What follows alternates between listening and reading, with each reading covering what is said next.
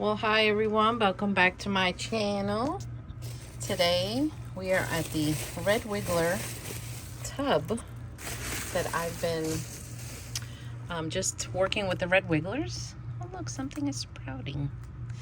So that I can bring them back in quantities that I like.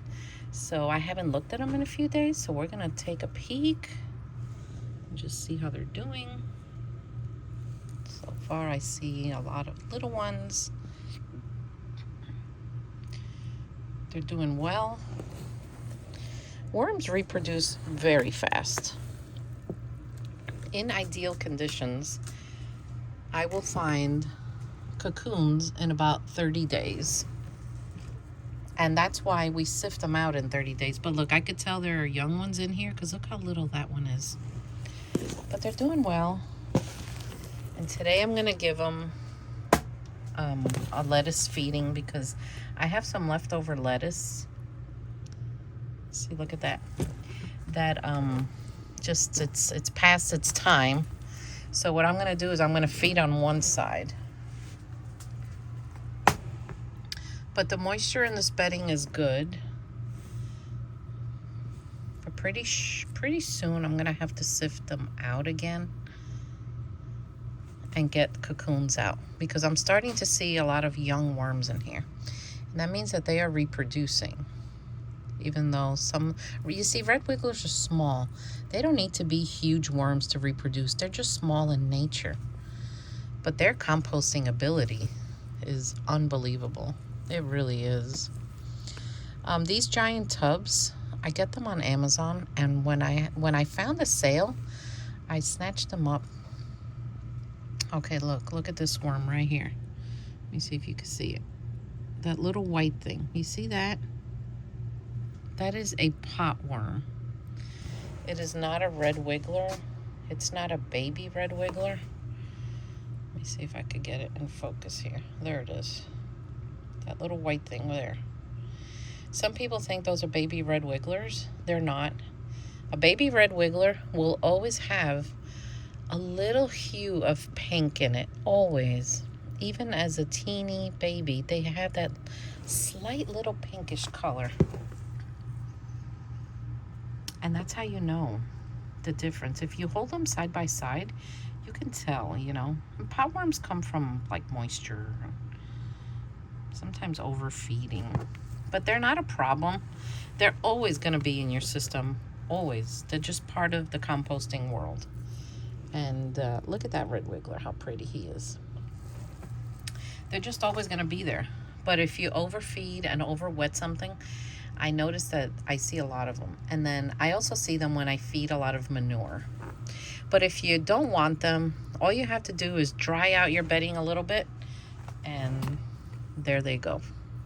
So I'm going to make a little tunnel here in the middle, and we are going to put the lettuce. Sometimes, we eat a lot of salads, but every once in a while, you know, when you go shopping, you just start putting things in the fridge. Something will get pushed to the back and forgotten about. And then you find it and it's like, oh, you can't eat this. So yeah, well, that's what happened here. I know, I'm guilty. So apparently we didn't finish this romaine lettuce. Let me just put it like this. And let me get the other one. I need both hands. Hold on. All right. Yeah, this one's way past. Oh my gosh, that is disgusting. Look. This one's way past anything even close to being edible. But let's see how many days it takes these red wigglers to eat this. Oh man. Boy, it is slimy. Right, I'm gonna go like that. And I'm just gonna start burying it. Let's have a lettuce funeral here. So if you haven't pressed that subscribe button yet, please go do so. Share my video. Give me that thumbs up. The reason YouTubers ask for the thumbs up is, I had someone ask me this the other day, is because when you press that thumbs up, the YouTube algorithm sees that and goes, oh, people like this. And then they'll share it more, and then hopefully I'll get more views and more subscribers. So, all right. The lettuce is buried.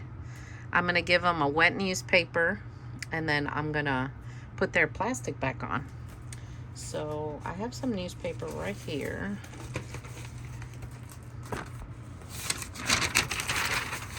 Sorry, newspaper people. Newspaper people are always in my worm bins. I can't help it. I need paper for my worms. Yeah, this sink has seen better days. But remember what I always told you. Worm farming is a dirty career. It just is very dirty. So I'm hoping to get out in the garden more this year and work on my outdoor worm barrel with you all. So I'm hoping you stick around for that. Let me open this. I forgot my tripod upstairs, of course, you know, the day I need it. Let me go like this. All right. There. You know, they like the wetness of the paper. They love it. Especially European night crawlers. When you put wet newspaper, they congregate underneath it. It's like a wet paper slime festival down there. So they're doing good. I'm starting to see them come back. So if you guys want worms, you just have to visit my website, thegardenandwormlady.com, and you will find them there. All right. So these tubs, I get them on Amazon. I'll see if I can link it below. You know, any links I put on Amazon down below is my affiliate link. Like, they gave me an Amazon store for free, which I couldn't believe it. But anything you buy through Amazon, they give me a small percentage. And it could be anything. It could be anything from my store or anything like personal shopping.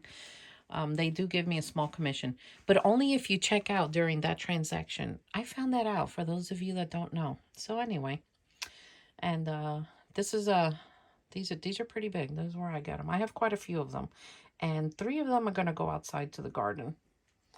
So let me just clean up. I try to keep the newspaper like in one spot. This is the lettuce, you know. This is one of my favorite sifters. Newspaper is great for feeding worms. It doesn't end up in the landfill. You can even use it to stuff your boxes. Use it as bedding. I mean, there's a lot. And as far as the shiny and the regular, I use both. For years, I didn't use the shiny because I heard so many people saying don't. But then again, you can't believe everything you read on the internet. And I've been using the shiny stuff for years and nothing has ever happened. So yeah, there you go. So in here today, I have to do some cleaning, some sweeping, some moving things around. I still can't lift anything heavy, and that's okay. I'm just doing what I can, and Joe's gonna help with the rest. So I'm really grateful that I have him to help. Spring is coming, you know, and a lot of people are getting ready for spring, and so am I. So that's what we're up to today. So before I start like the major cleanup in here, let me check on the Red Wiggler breeder bins, and I'll bring you with me. Oh, they're eating the paper. They love paper, these worms. They really do. And they're still working on the chow I gave them. You see, I don't feed chow again once I see this is gone. Then I feed. But as you can tell, they're all like congregating right under it. And they love it. They love the mush of it. I mean, look at that. So I won't feed them again until this is gone. See over here? So I just kind of break it up like this. Overall, they're doing okay, though. They're settling in nice. And, you know, it takes time for them to breed again and just start again. but I'll bring them back in no time. As long as you know what you're doing, it doesn't take that long. But I've learned things with trial and error, guys. The catastrophes I have created in the worm world. Oh boy. But that's how you learn. And it's okay to make mistakes. You just have to like figure out what you did and just try to not do that again. But some people call me the worm daredevil because I will experiment, do crazy things, and just to see what happens. And yeah, I've killed worms that way. So not too bad, not too bad. So let's look at the next bin. And I think I caught a pair breeding again. Yep, there they are. There they are. Let me try to grab them. Yep, look at them connected. Sorry, guys. Now this bin, they're eating a little more. So they're doing okay. You know, I guess it also depends on how many worms I have in a bin. If I happen to put more in this one, well, then they're going to eat more. So then I know how much I have in here. So now that bin over here that had the moldy food in it, I broke it up, but I'll back off on the amount that I'm feeding because that way I know that they're not going to eat that amount I put until they start like reproducing and there are more babies. So that's why a lot of people ask me why I don't measure. And that's basically because of that. Because I've just always eyeballed measurements and I seem to do better with it like that. I don't know why. When I learned to cook very young, I just eyeballed it. I didn't learn to cook by measuring. Because that's the way my mother did it. And, you know, she was a great cook and I never saw the woman measure anything. So, but they're doing well. So this one, as you can see, doesn't have anything. So I will feed them. But until I'm ready to feed them, I cover them up.